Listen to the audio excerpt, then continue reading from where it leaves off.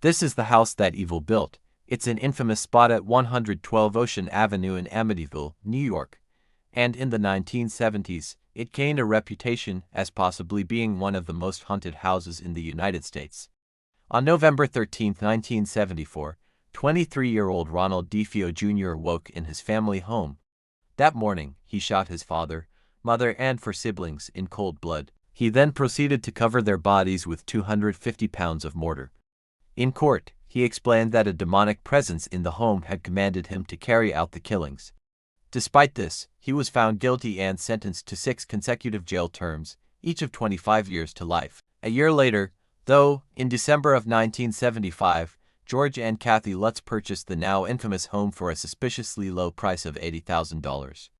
Before moving in, they were informed that the home had not only been the site of a brutal murder, but that several of the previous owners had also lost their lives under mysterious circumstances. Undeterred, the couple moved right in with their 3 children. From the first night, though, things started to go wrong. As George and Kathy later reported to the police, doors and windows began slamming shut on their own. They also noticed unexplained cold spots in several rooms throughout the house.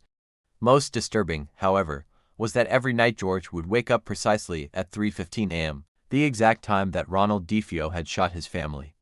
Unnerved, the couple tried to ignore these events, but they soon grew more frequent and more intense. One evening, George was chopping wood near the fireplace when he cut himself badly. Though shaken by the accident, he continued to prepare the wood until his hand was nearly severed. This was extremely disturbing to Kathy, who had recently discovered that her husband had been having an affair. But even she admitted that George's behavior was uncharacteristic and worrisome. Then one morning, Kathy woke up to find a strange green slime oozing from the baseboards in her daughter's bedroom. Soon after, she was inexplicably drawn to the closet, and when she opened the door, the slime covered her in a slimy green ooze. Terrified, she fled the house and called her sister for help.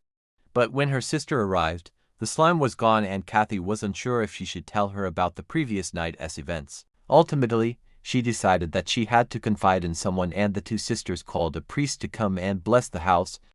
As the priest walked through the house, he reportedly heard a deep voice boom in his ear, "Get out." While standing in the daughter's bedroom, the priest felt an icy cold presence and saw what looked like a green glowing apparition hovering over the closet. Though shaken, the priest agreed to return the following week for a full investigation.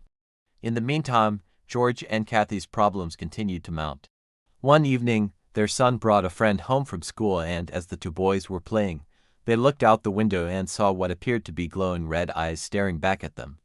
When they described the eyes to their parents, George immediately ordered them to board up the window. When the priest returned for the follow-up visit, he and the Lutz family were joined by several investigators and reporters who had become fascinated with the case. But despite their best efforts, no one was able to uncover any real explanation for the strange happenings in the house. Nevertheless, they did take some interesting photographs. One showed what appeared to be the image of a young boy peering out from between 2 doorways. Others captured what seemed to be strange disembodied faces in the windows. After less than a month in the house, George and Kathy could take it no longer and fled in the middle of the night. They left everything behind, including furniture, clothes, and even their car. Following the Lutz's departure, several other families moved into the house, none of whom reported any unusual activity.